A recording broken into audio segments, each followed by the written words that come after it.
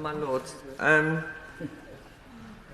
I think we've all agreed that there are troubling aspects of social media usage amongst young people, and I have taken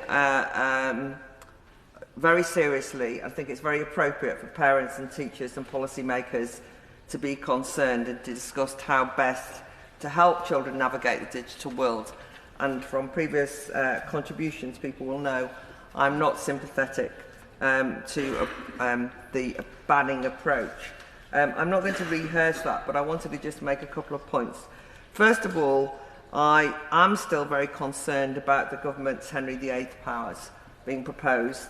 I appreciate the Noble Lord Nash's sunset clause, but I tend to go along with the Noble Lord Mohammed of Tinsley at the way he's explained it, because I think that we cannot just keep handing over power to the executive and saying we trust you to get on with it.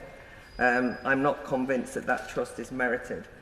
In general, however, I appreciate that the government has been more open about consulting on this very difficult issue, and I hope that continues. And I'd like to encourage the Noble Lady, the Minister, and the government in general to consider new evidence as it comes in. I think actually Australia does not just show, the experiment in Australia does not just show things about the social media or the big tech companies, but actually about the way children have got around the ban and are now using unregulated sites with some danger to themselves. So I think that if the government is still open, then that is very important, because I do think that there are enough experts and scientists and people who work in this field who really are concerned that the pressure for a drastic policy such as this, with social media harms becoming a go-to explanation and bans becoming a go-to solution for a wide range of cultural and political challenges facing young people, is something we need to be careful of. And Oxford psychologist Lucy Fawkes describes it as a neat explanation. She says social media are a nice bogeyman, but the claim is not backed up by the data. So I wanted to just ask the Minister, in terms of the consultation and in the gathering of information in order to inform policy, can she clarify whether there's also going to be discussions about weighing up the pros and cons of bans and so on, the unintended consequences for vital democratic freedoms, whether age gating, for example, could lead to a form of digital verification for adults, which would be illiberal, and also the impact of socialising the young. I know that we've heard that if everyone's banning it, that's okay. I'm not convinced that China banning anything is something I want to be excited about personally.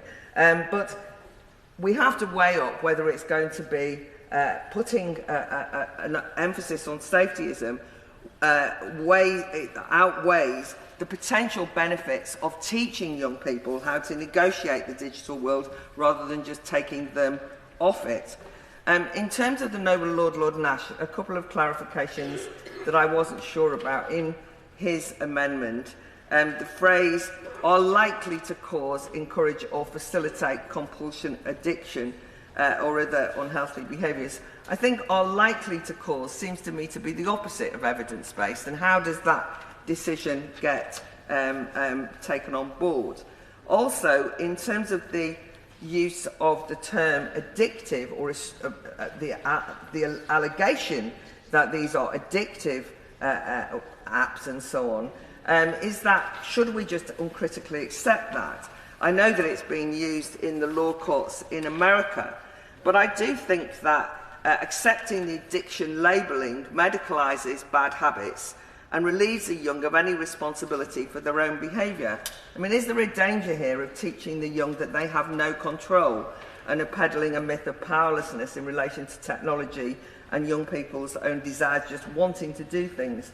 You can imagine that it's not my fault, it's the algorithm what done it, always blaming someone else. That is a danger, that undermines the lessons young people should learn about self-discipline in order to grow up as independent moral agents.